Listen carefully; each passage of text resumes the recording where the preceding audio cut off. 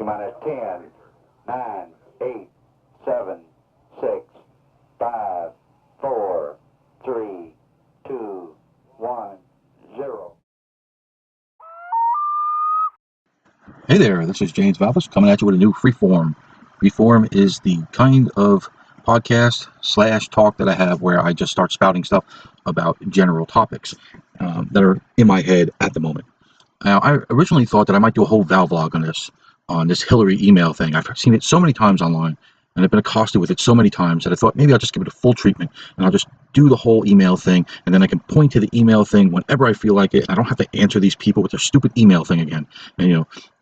I thought about this, and then I said, that doesn't seem like it's worth it. Here we are, 2 years, almost 2 years out from the election, and Hillary Clinton is a figure, a Nixonian figure in history now, basically. And I don't think she's long for the world, by the way. She's wearing a life alert thing now, and she's really struggling to even just make it from day to day. I don't think that the woman's well, and I certainly don't feel any need to kick her down further than she's already gone, even if she's just a horrible person. And she is a horrible person. There's no doubt in my mind that this was a really, really terrible person and a terrible choice by the Democrats. They've made many terrible choices in a row for their presidential candidates. The last decent presidential candidate that they had, and this is going to surprise a lot of people, but the last decent one they had was Michael Dukakis. He was the last one that was any damn good at all. If you listen to Michael Dukakis's, do yourself a favor, go on Google and download or find the YouTube video of Michael Dukakis's concession speech. You would think that the guy was a far right guy now. Seriously, go listen to it. Listen to the stuff that he talks about. It is absolutely stunning, the stuff that the Democratic candidate for the United States was saying, and he's eloquent and he says wonderful things, and he lost to the vice president of a popular incumbent, and yeah, he looked silly driving around in that tank, and maybe he was a little too liberal for the country at the time, but he is nothing. Sometime after that, sometime in the Clinton impeachment area. That's why I say that trying to impeach Trump will swing the country far right, just like trying to impeach Clinton swung the country far left. We don't think of it that way, but that's what happens eventually when one side overreaches. But at the time, Michael Dukakis was the last time we had a decent man run for the Democrat president. Every candidate since has been horrible, every one of them. One worse after the other. Clinton was terrible. He was a rapist. He was. I'm sorry. That's what he was. He was a rapist. He was a guy who was not just a philanderer. He was a straight up racist. I believe Juanita Broderick when she says he raped her. I believe that woman. That woman is extremely credible. She's not just credible. She's absolutely heroic. She's a heroic individual. I admire Juanita Broderick so much. The abuse that she's taken over the years. Oh, and just stand up strong over and over again. Because this scumbag raped her and then said, you ought to put some ice on that. Oh my God. The amount of intestinal fortitude of that woman is incredible. I just think that she's a wonderful person, and extremely strong to be able to stand up to that onslaught of abuse that she took, not only from the Clinton machine, but from the legacy media that attacked her again and again and again and called her a bimbo and everything else. Just horrendous with how she was treated after she was raped. It's just you can't even wrap your head around it. But and so after that you had John Kerry, which you had Al Gore. Al Gore was a far leftist pretending to be a centrist, and he helped change my entire political worldview, because I was a Democrat up to Al Gore, and then Al Gore in the 2000 election tried to steal the election by denying military members overseas their vote. He tried to take the franchise away from them because he knew that the military guys were going to vote heavily for George Bush. So what he tried to do was say that they didn't get their votes in time, and so they shouldn't count. And he was trying to steal the Florida election by doing this, because you have a big Navy presence in Florida, in Jacksonville area especially, and so even Joe Lieberman wouldn't stand for that. He was just no, I'm not going there. Joe Lieberman was a very honorable man. Joe Lieberman would have been a better candidate for president than Al Gore was, a more honorable candidate, and a guy that could have maybe possibly won my vote, because he would have won my vote at the time, but he would still possibly win my vote, because even though he's a little war hawky for my taste, I still think that he was a good man. And then you had John Kerry, who was absolutely horrendous. There's he should have never been nominated. He should never made congressman, let alone senator, let alone the nomination for the highest office. Almost won it too. It was like a couple 100,000 votes in Ohio from winning the election. This is a guy that turned on his own, countrymen. He said, oh, he was swift boated, and all these swift boat guys came out and said all these lies about him. There was no lies. There was no lies. There's a guy who got a Purple Heart every time he broke a nail. And he not only did that, but throw all that stuff out. We have the testimony that he gave to Congress about his fellow soldiers was absolutely horrendous when he compared them to Genghis Khan, or however he pronounced it. It's like not like anybody else pronounces it, Genghis Khan or whatever. And he he was a bad guy. He was a traitor. How this guy became Secretary of State and everything else it's bizarre. It's absolutely bizarre. He should have never in any way, shape, or form been anywhere close to the presidency. That he wasn't, it shows you how far the Democrats went off the rails after the Clinton impeachment. And so then you had Obama, and he was a one-term senator for a couple of years who was basically a community organizer, and he was not qualified to be president. And he had this history of really suspect associations and opinions that were honestly anti-American. And so and then they came up with Hillary. Bernie would have been no better, by the way. So it wasn't like there was a better choice out there. Jim Webb was a better choice, but he had like 2% of the Democratic vote or something like that. Jim Webb was an honorable, decent man. He should have won it. In a sane country, Jim Webb would have won a Democratic nomination, and we would have had a real choice for president. But we didn't have that. What we had was Hillary Clinton, who was horrendous. So that's the first thing I want to talk about, because we're going to get to Hillary in a minute. The second thing I want to talk about is, listen, you got to share this stuff.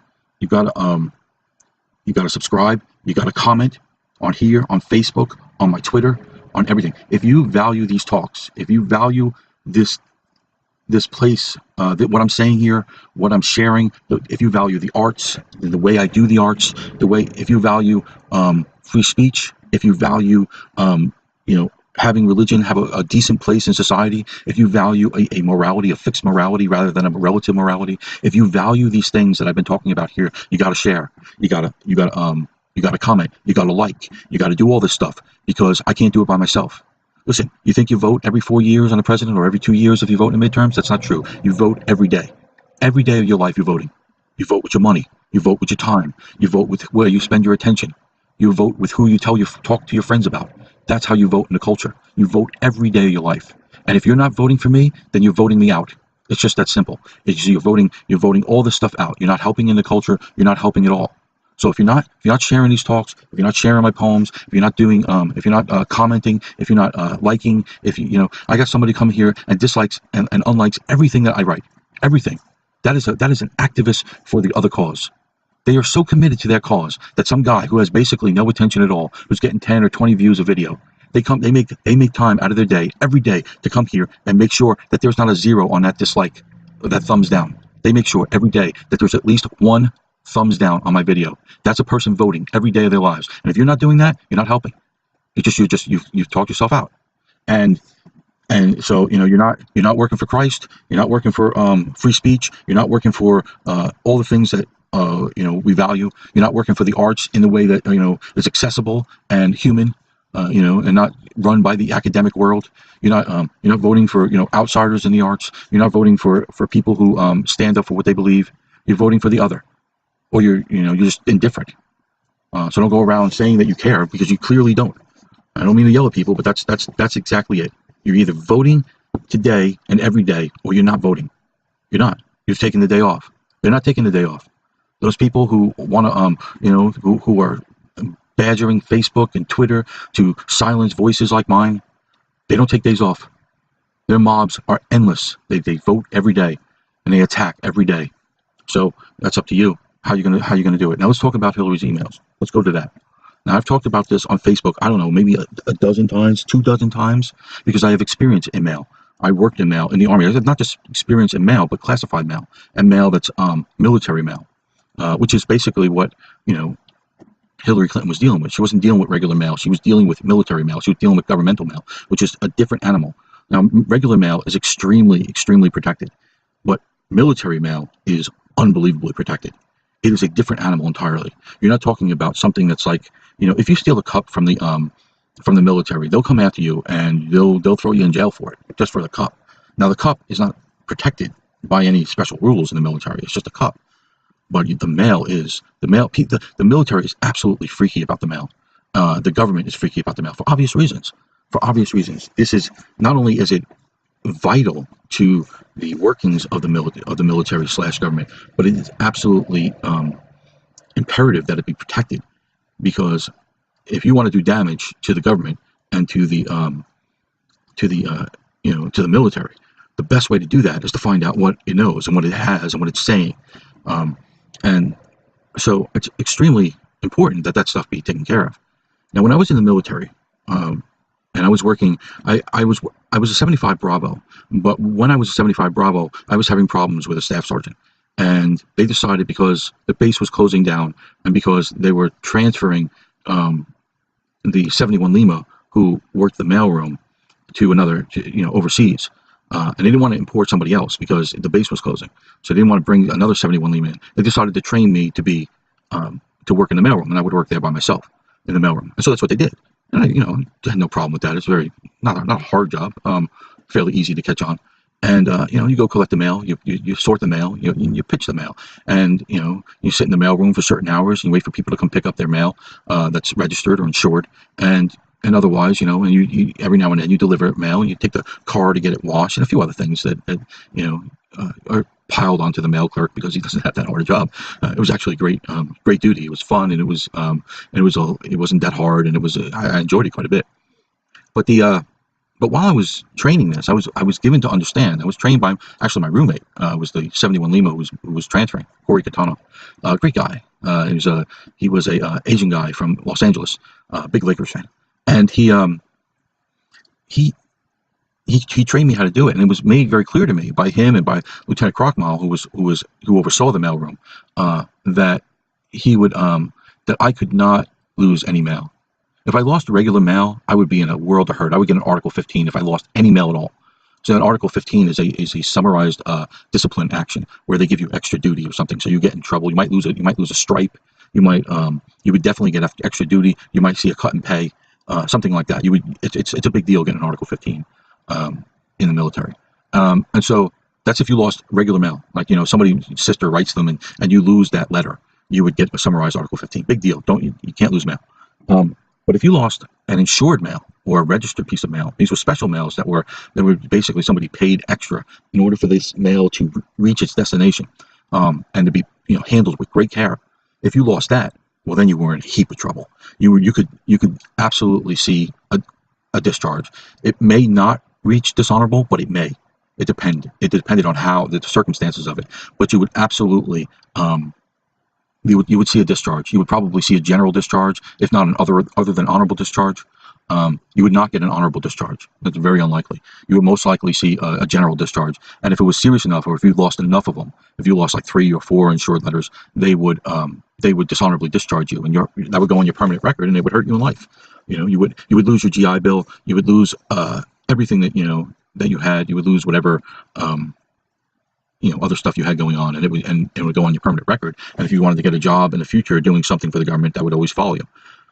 And so, a big deal losing a registered insured mail. I never did, of course. I never lost any mail. I was very careful with people's mail. I know how much they valued their mail. You only had to talk to them for about 5 minutes to know that they were like, Valvis, where's my mail? Where's my mail? It's supposed to be here. I'm like, sorry, it hasn't come yet. I don't know where your mail is. And then the mail would come the next day. It just wasn't there yet. Sometimes I personally delivered to them because they'd be so upset, and they'd be saying, you lost my mail. And I'm like, no, here's your mail.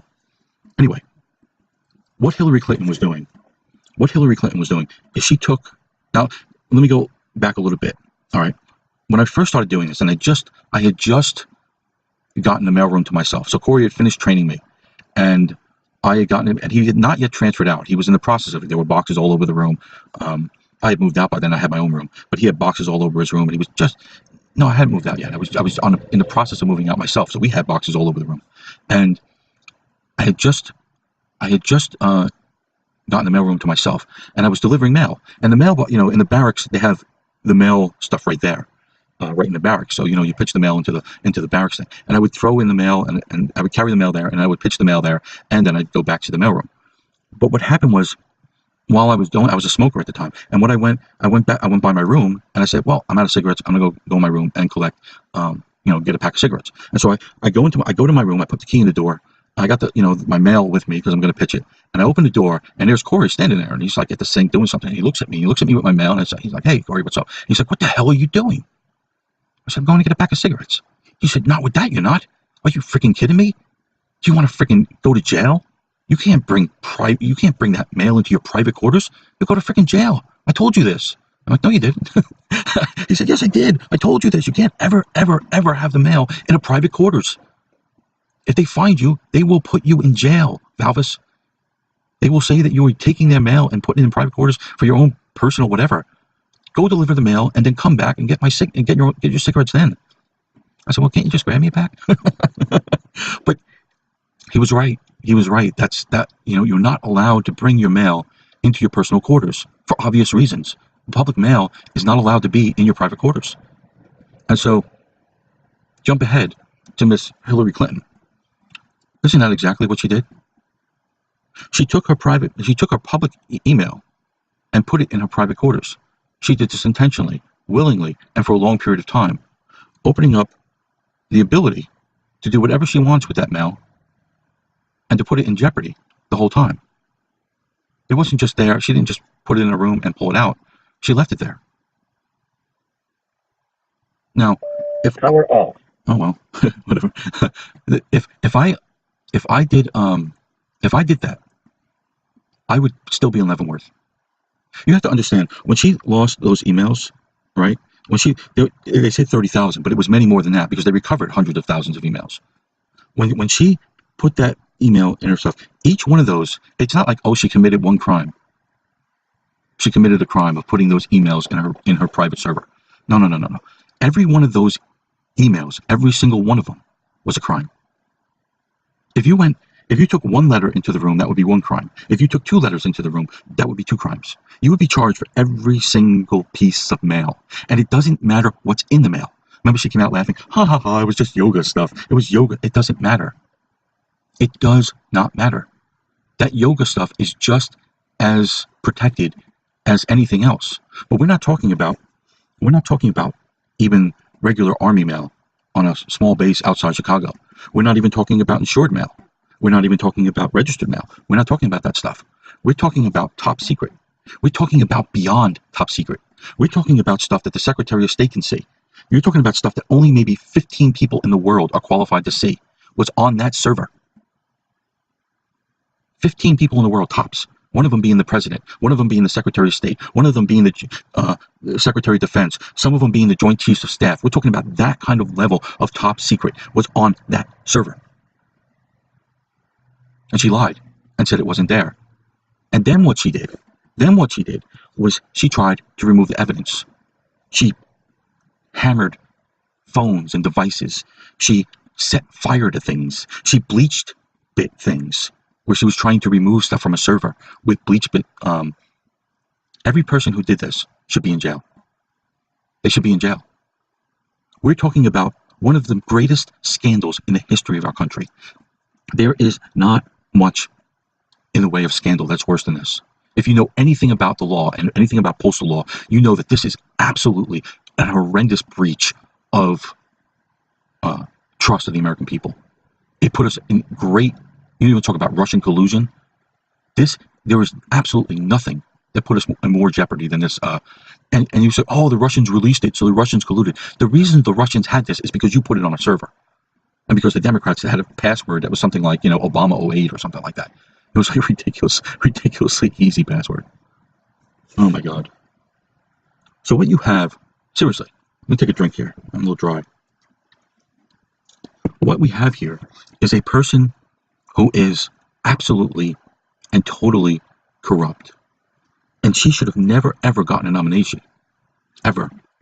And so when people come up to me and they say to me, oh, her emails, as if her emails were no big deal, or as if I should have voted for her, if those emails, I would have voted for her, if not for those emails. Let me tell you something.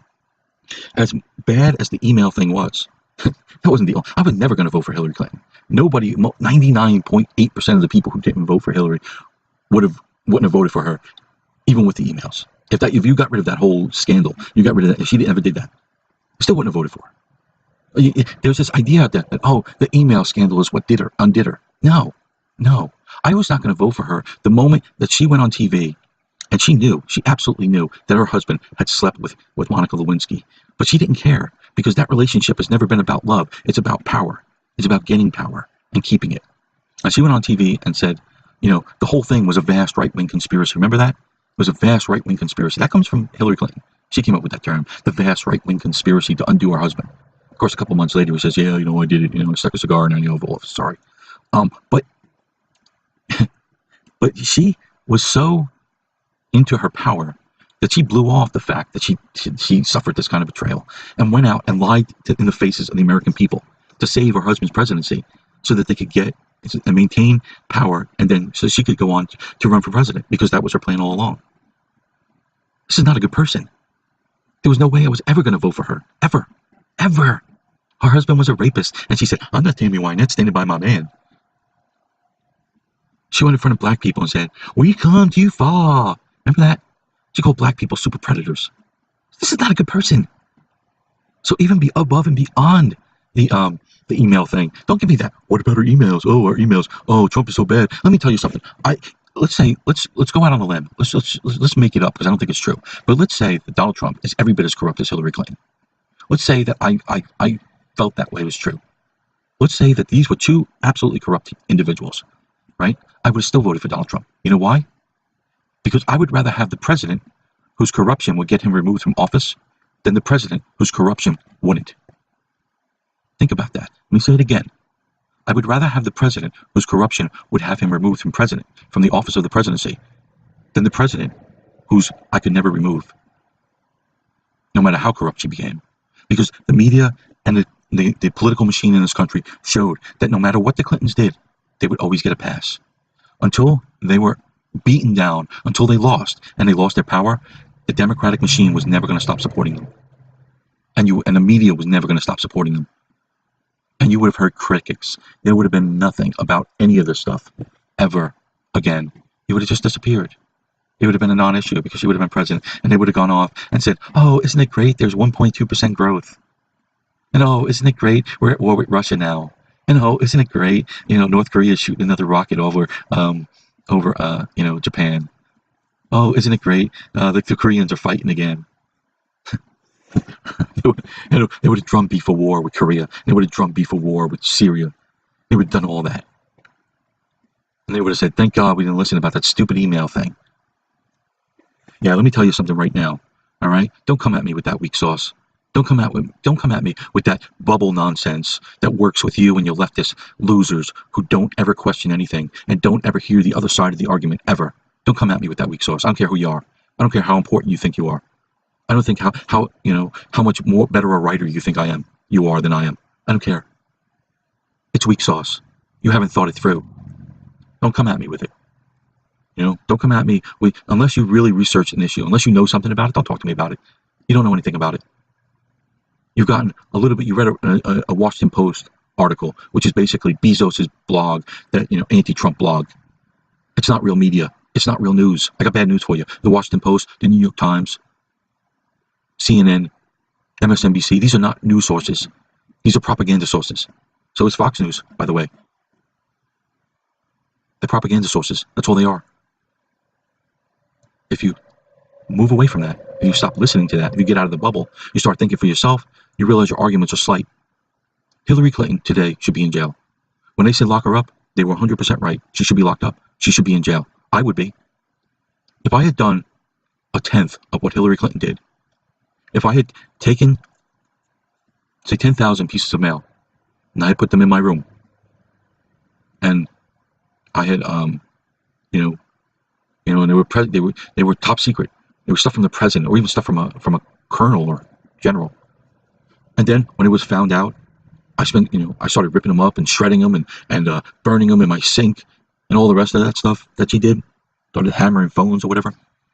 Yeah, if I did that, I left the army in about 1993 in that area. I'd still be in jail. I'd have gotten a 40-year sentence. I'd be languishing in prison right now. And there wouldn't be anything anybody could do for me. I mean, I guess Trump could pardon me or something. You could say, look at this guy. He did something that was not as bad as Hillary Clinton, and he's still in jail for 40 years. I guess we'll let him out now.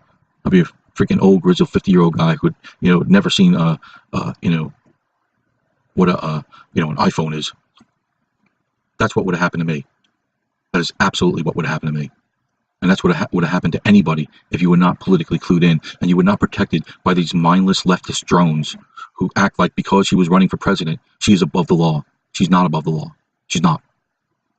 She belongs in prison. Even as we speak, right now, they should come, handcuff her, and friggin' frog march her right to a police car and take her away and put her in a military prison. Give her a yellow jumpsuit and make her go pickaxe rocks or whatever they do there. That's what should happen to Hillary Clinton. And the idea that, oh, she only lost the presidency because of that. If she only lost the presidency because of that, good. Good. It's a great thing for this country that she lost the presidency. Great thing. Couldn't have been a better turn for this country that she lost. Thank God she lost. I thank God every day that she lost the presidency. The Supreme Court now would be basically a leftist rubber stamp where the Constitution doesn't matter at all. And they basically see whatever they want done, regardless of what the Constitution says, because it doesn't matter what the Constitution says. Isn't that what a living Constitution means? It means however we feel like interpreting it today, that's what it means. That is not the law. That is not what this country was founded on. It's a betrayal. It's what it is. It's treasonous. The entire left is treasonous. I'm sorry, but that's what it is. When you want to, we talk about, oh, the Constitution. Oh, we love the Constitution. You don't love the Constitution. You say, well, the Constitution has to change with the times. Well, there's a method for changing the Constitution. It's called the amendment process. And you can do that anytime you can get the votes. The problem is you can't get the votes. You can't get them. And so what you want to do is stack the court with these freaking brainless Sotomayor types who are absolutely, totally lost. They don't care about the government. They don't care about the law. They don't care about the founding of this country. They want to overthrow the country. The notorious RBG, whatever. Kachi should just retire already. It's a horrible, awful people that do not care about our country. They don't. Hillary Clinton doesn't care about this country. None of these people. They care about power. That's all they've ever cared about. That's all the left cares about anymore. It's not the way it's always been. I think they were, for a long time, very decent Democrats in the world. I don't think, not always. Some of them really bad. FDR, really bad. Johnson, really bad. But Kennedy and, someone like Dukakis, no, I don't think those were bad guys. I don't even think Jimmy Carter was bad. I just think he was incompetent. Anyway, what about her emails? I'll tell you about her emails. Thank God for her emails. Thank God. I don't know if Russia got those emails and then started, flipping them over to WikiLeaks. I don't know that. But I do know that if that stopped her from becoming president, then we lucked out.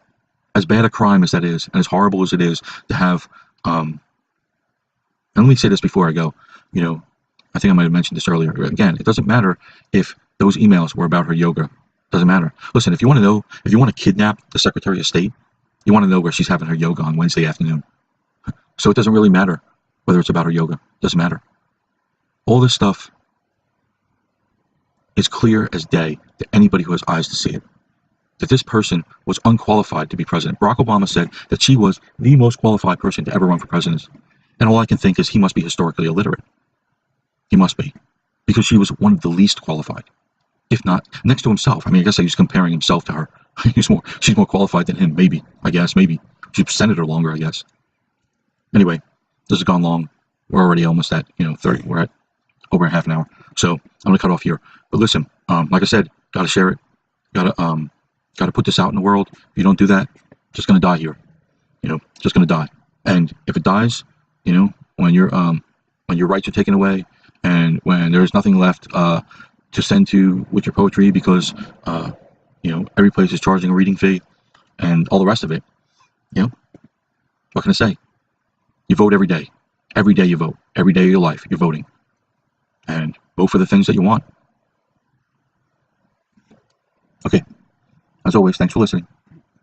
And God bless.